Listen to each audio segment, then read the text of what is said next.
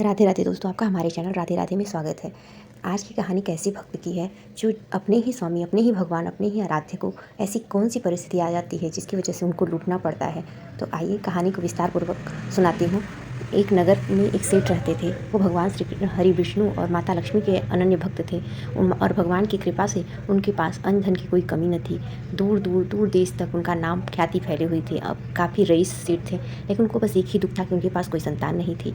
और संतान की भी वो कामना ऐसी करते थे जो श्री हरि भगवान विष्णु और माता लक्ष्मी का भक्त ही हो। माता रानी की कृपा होती है, उनको बहुत दिनों के बाद एक पुत्र प्राप्त होता है। कुछ ही दिनों के बाद सेठानी की मृत्यु हो जाती है। पुत्र का लालन पालन सेठ जी अकेले ही करते हैं। उनसे भरसक प्रयास करते हैं कि जो भी कमी हो माता की वो मैं पूरी कर सकूं और अपने पुत्र को एक सच्चा भगवान का भक्त बनाऊं। अपनी इस कोशिश के साथ उनको अच्छी शिक्षा दीक्षा सब अपने पुत्र को देते रहते हैं। धीरे धीरे वक्त बीतता है। बेटा उनका बड़ा होता है। आर्थिक स्थिति संपन्न थी, पैसे रुपए धन धान की कोई कमी न थी। सेठ को बस एक ही बात का फिक्र रहता था कि मेरा बेटा भगवान की भक्ति से विमुख न हो। इसलिए उन्हें जहाँ तक कोशिश करते थे भगवान की ही आराधना, भक्ति, सेवा भाव, मानवता, यही सब उसको शिक्षा में दिया करते थे। एक समय ऐसा भी आया है कि सेठ जी भी चल बसे।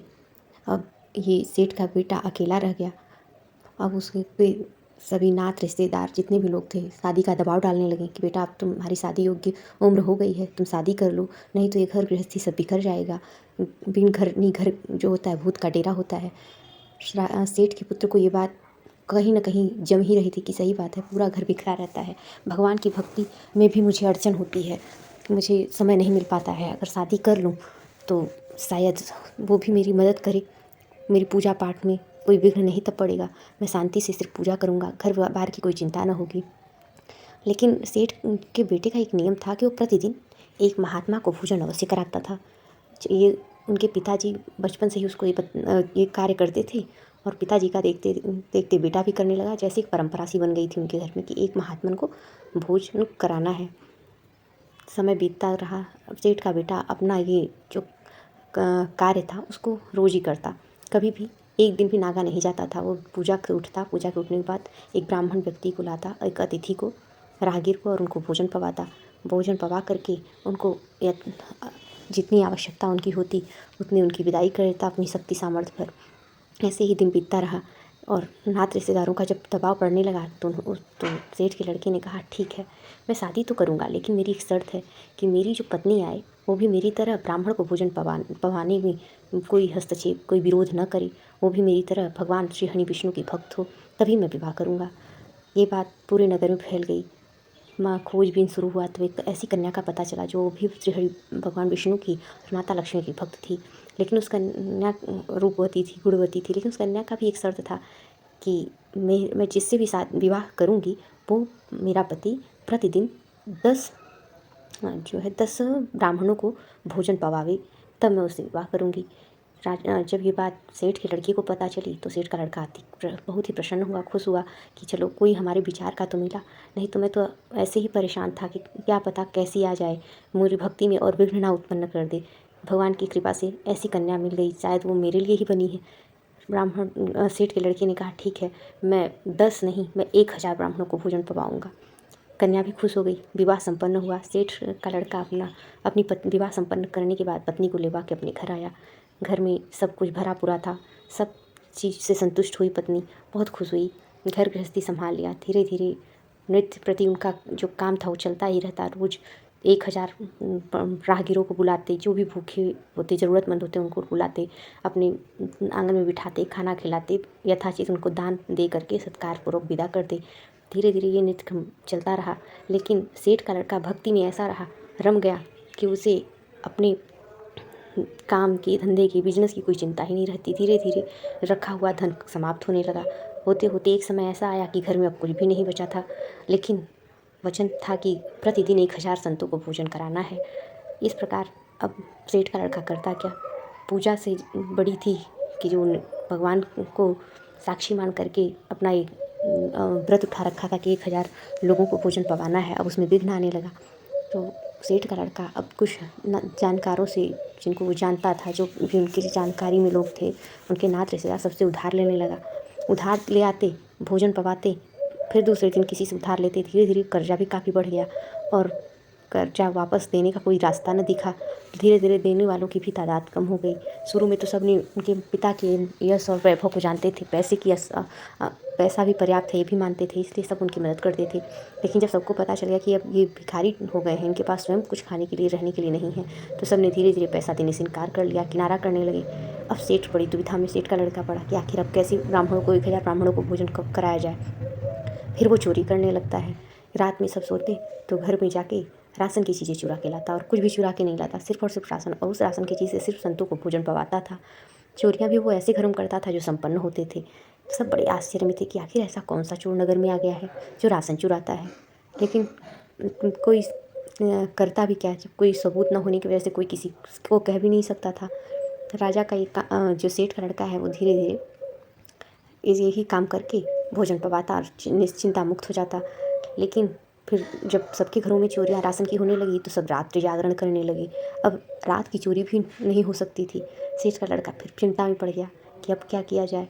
अब आखिर 1000 संतों को कैसे भोजन पवाया जाए। अब तो चोरी करके भी नहीं आ सकता क्योंकि सब जागते हैं। मुझे अगर सबको पता चला कि मैं चोरी करता हूँ तो मेरे पिताजी की बड़ी बेइज्जती होगी। फिर पता नहीं लोग क्या सोचे हमारे बारे में कि मैं चोरी करके सब क्या करता हूँ, कहाँ धन ले जाता हूँ, बड़ी बेइज्जती होगी। ऐसा महसूस करके वो चोरी करना बंद कर देते हैं। अब वो जंगल में जाकर के बैठते हैं और आने जाने वाले मोटे राहगीरों को लूटने लगे।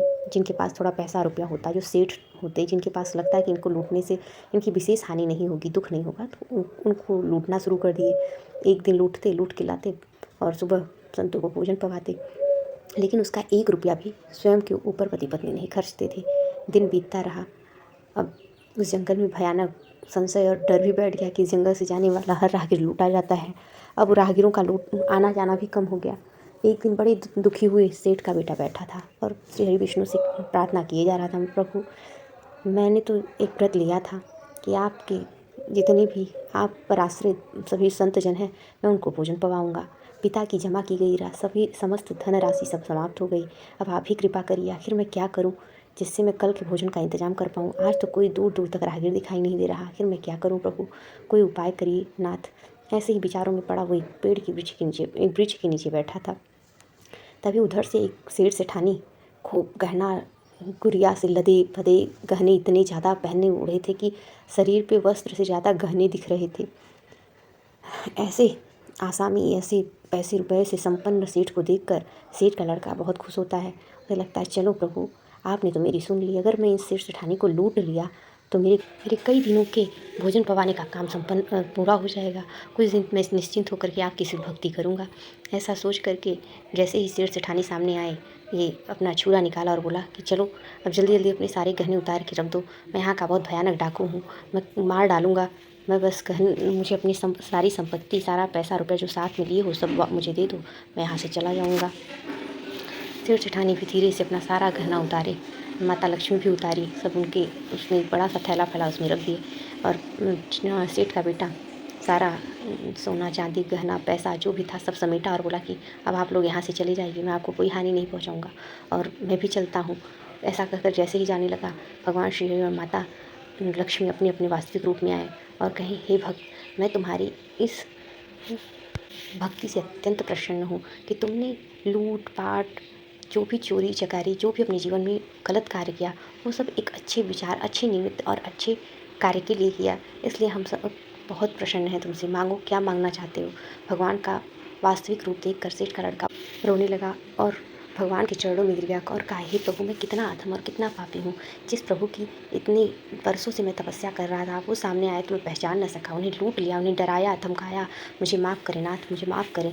भगवान अपने भक्त की ऐसी निश्चल भावना को देख कर बोले कि हे मेरे प्रिय भक्त, ये सब तो मैंने सिर्फ आपके लिए रचा था, आपके लिए ही मैं इस रूप में आया ताकि आप हमें लूट कर अपने जो व्रत का अनुष्ठान किया है 1000 संतों को भोजन पवाने का, उसमें कोई विघ्न ना आए। आप सुखपूर्वक अब इस अचल संपत्ति से अपने व्रत का आप पालन करें। अब कभी आपके घर में धन धान्य की कमी नहीं होगी। ये माता लक्ष्मी का ऐसा वरदान है, उनके द्वारा दिया गया ये सभी धन अक्षय है, कभी समाप्त नहीं होगा। आप जिस नेक कर्म से अपने कृत्य को कर रहे हैं करते रहें। सेठ का लड़का रोते हुए बोला प्रभु, जिसकी वजह से मैंने आपको साक्षात पा लिया, आपके साक्षात दर्शन कर लें, मेरी उस पत्नी को भी तो आप चल के दर्शन दे दीजिए। भगवान श्री हरि विष्णु और माता लक्ष्मी उसकी पत्नी के पास गए और उसको आशीर्वाद दिया और कहा ऐसे ही तुम दोनों युगों युगों तक इस पृथ्वी पर वास करो और अपने सत्य कर्म और सत्य निष्ठा से मान सम्मान और भक्ति का नाम चारों तरफ, यश चारों तरफ फैलाते रहो। वैसे ही आपका आने वाला पुत्र भी आप ही की तरह यशस्वी और संत भक्त हो। भगवान ऐसा कह कर के अंतर्ध्यान हो गए। वो सेठ दंपत्ति कई वर्षों तक भगवान की कृपा से संत भक्ति, संत सेवा करते रहे और करते हुए अपने अंतिम समय को प्राप्त हुए और उनका यश और कीर्ति आज तक चारों तरफ फैला हुआ है। तो प्रभु की कृपा सब पर होती है दोस्तों, बस भगवान पर आस्था रखनी चाहिए। भगवान तो स्वयं ही अपने भक्त के सामने लूटने चले आते हैं। उन कभी भी अपने भक्त को निराश और हताश नहीं होते हैं। बस कर्म अच्छे होने चाहिए और कर्म दूसरे की भलाई के लिए किए जाने वाले होने चाहिए, तो भगवान स्वयं ही उपस्थित हो जाते हैं उस कार्य को पूर्ण करने के लिए। उम्मीद करती हूँ कि आपको आज की कहानी अच्छी लगी होगी। अगर अच्छी लगी है तो प्लीज़ चैनल को लाइक करें, शेयर करें, सब्सक्राइब करें। तब तक मिलते हैं फिर नई कहानी के साथ। तब तक के लिए राधे राधे।